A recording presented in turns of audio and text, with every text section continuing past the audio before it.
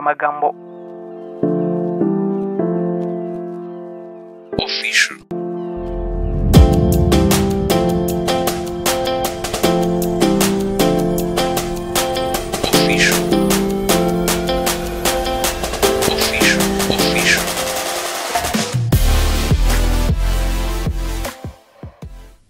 Moise Katumbi wo mu ishyaka ritavuga rumwe n'ubutegetsi bwa Kongo buhagarariwe na Felix Antoine Tshisekedi yapfukamiye Tshisekedi.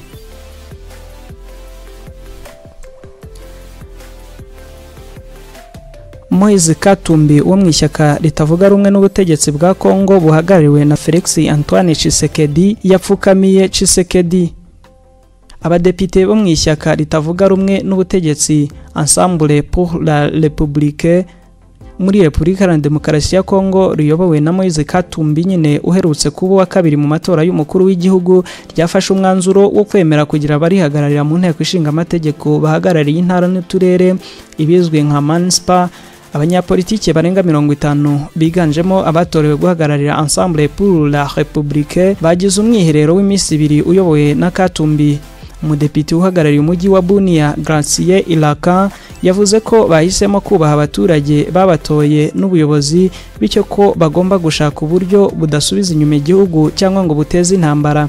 Iri shyaka ryegukanye imyanya 23 muri 500 igize Sena. Ibi byatumye Cortride Mutita uhagarariye umujyi wa Lubumbashi avuga ko bizatuma ijwi ryabo ryumvikana.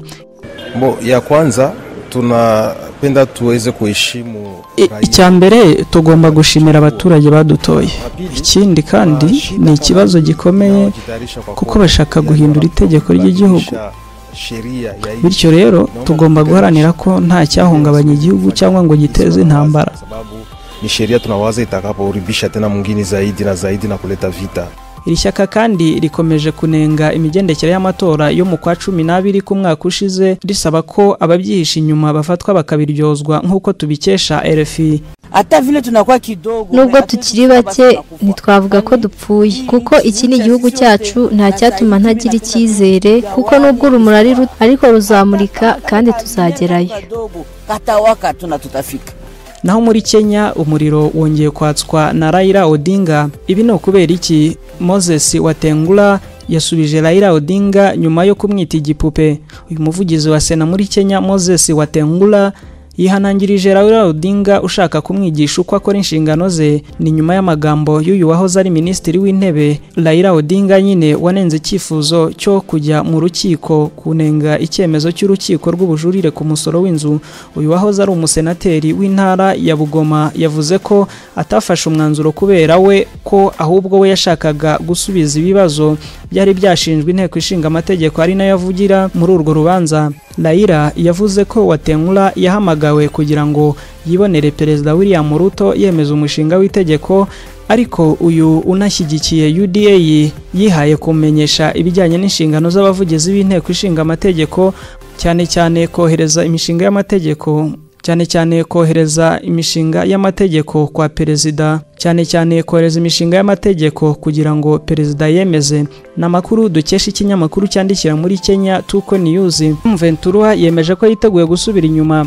Abarwanyi ba M23 batangaje ko biteguye gusubira inyuma mu gihe cyose guverinoma ya Kongo yaba irekeye aho kubagabaho ibitero. Mu itangazo ryashyizweho umukono na Lawrence Kanyuka usanzwe ari umuvugizi w'uyu mutwe wa M23 mu bya politiki, rivuga ko abarwanyi nta gahunda yo gufata Goma bafite nk'uko leta ya Kongo igenda ikwirakwiza icengeza amatwara ryayo. Icyakora ngo mu gihe baba bakomeje kubarasaho barakomeza kwirwanaho. Uyu mutwe wibumbiye muri Alliance Fleuve Congo AFC uvuga ko ushaka amahoro binyuze mu biganiro bya politiki nk'igisubizo kirambye, ikanahamagarira imiryango mpuzamahanga n'abayobozi bo mu gushyigikira izo mbaraga zo kugarura amahoro mu burasirazuba bwa Kongo. Iri tangazo rije nyuma y'uko abarwanyi ba M23 bivuga ko bakomeje imirwano ibahanganishije na FARDC n'ihuriro ryayo ngo habura gato uyu mutwe wigarurira umujyi wa Sake. Ni umujyi ufite icyo uvuze muri Kivu y'Amajyaruguru kuko uri mu marembo ya Goma. Abaturage uruvunganzoka bamaze guhunga imirwano berekeza Goma, ariko amakuru ahari nuko n'ubundi uyu mujyi wamaze kugotwa.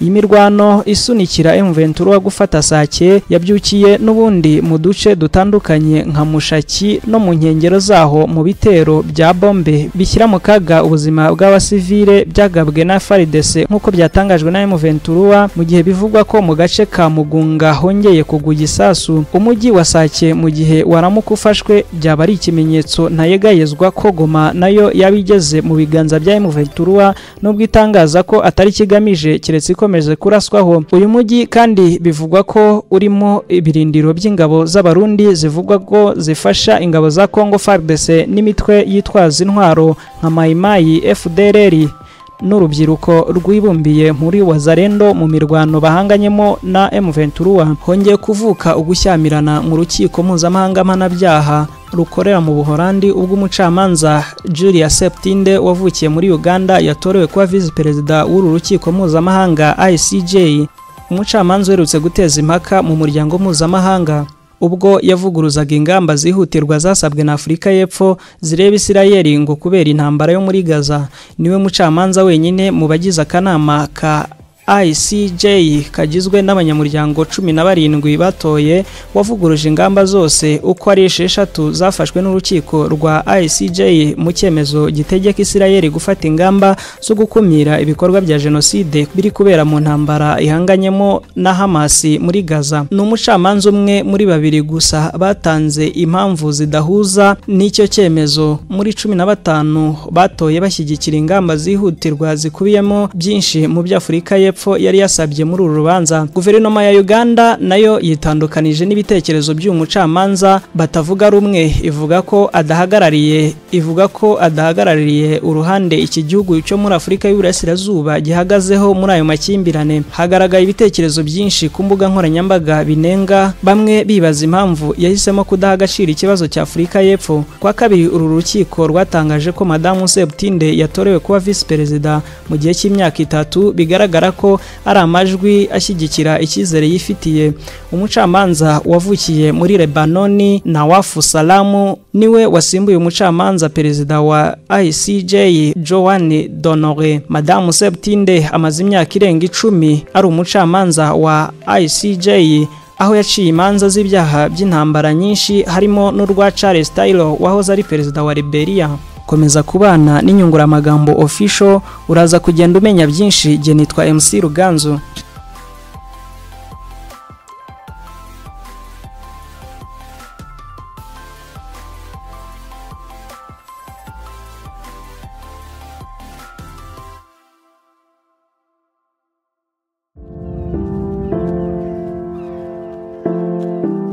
Inyunguramagambo